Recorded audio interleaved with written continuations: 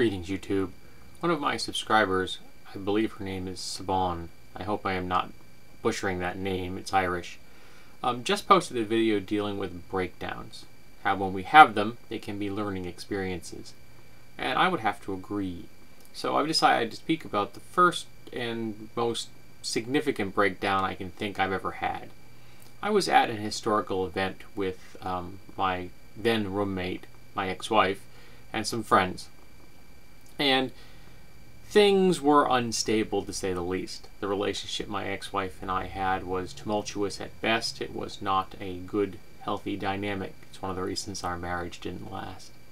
Though I wish my ex the best of luck in life. And I had essentially been pushed to my limit. I just couldn't handle the stress any longer. It was probably also impacted by the fact that it was a rainy day and it was this kind of steady downpour, a steady drizzle. So it was overall a somewhat depressing environment. And something just kind of snapped. And I found myself walking out of the camp. We were it was an outdoor event, we were camping.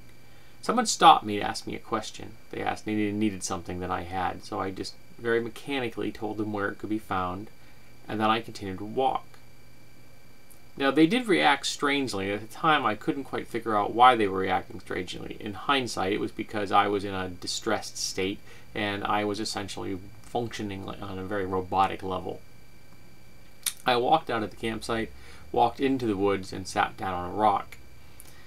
And I sat there, and there was a very pragmatic part of my brain kept telling me that, you had to do stuff. You can't just sit on a rock in the forest by yourself. And this very pragmatic part of my brain was both a blessing and a curse. It never really ever went away, and it never really solved anything either. It tried really hard.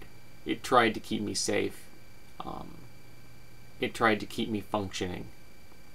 It was probably the part of my brain that was the most sane in some ways at that time. And as I'm sitting on that rock listening to this very pragmatic part of my brain trying to function, I found it really funny. So I started to laugh. And at first it was just kind of a chuckle, the kind of thing you do when you're alone and you do something kind of foolish. But then it turned into a real laugh. And then it turned into outright hilarious hysteria. And I couldn't stop. And that pragmatic voice kept telling me that, you had things to do, you have to go take care of your ex, or at the time we were kind of sort of dating, we'd been dating on and off for years. You had to take care of her, you had to do all these other things, you had all these responsibilities you have to take care of, and every single time that pragmatic part of my brain said something, I just laughed harder. And I sat in that rock. I'm not really sure how long. I think that people told me later I was gone for almost 2 hours. And I sat on that rock and laughed for that entire time. And eventually I get up and I wander back into camp, laughing the entire way. And I walked up to a friend of mine at the time, probably my best friend. His name was Angus. And Angus looked at me and he started to laugh as well. But Angus figured it out. Angus knew something was very, very wrong. And he looked in me in the eyes and he's crying. And he's still laughing. And he says, "I don't know what to do." Which just made me laugh harder. Then I looked over his shoulder. And over his shoulder I could see my ex-wife standing there.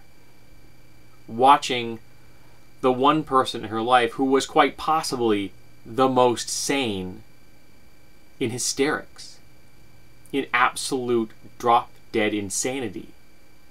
Heath Ledger Joker time. And something in my head finally clicked. And I realized that I had to function. Because if I didn't, she was dead. I was her lifeline at that time. I had stopped her from killing herself or harming herself a dozen times. And so I stopped laughing. And I spent the rest of the weekend taking care of her. And eventually I married her. And I tried to save her. And you can't save anyone. The best you can do is create an environment where both you and they can be happy and healthy. They have to do the work. You can be their friend, you can be their support, but you can't do the work for them. You can't be sane or stable for them. They have to do it. That's just the way it is. Just as no one can do it for you, you have to be sane. You have to be stable. You have to be able to feel compassion for yourself so that you can feel compassion for others. So I guess in retrospect, that breakdown was significant. It was important. Because if I hadn't learned something from it, I might not be here today. If I wasn't here today, what would Mandarin do?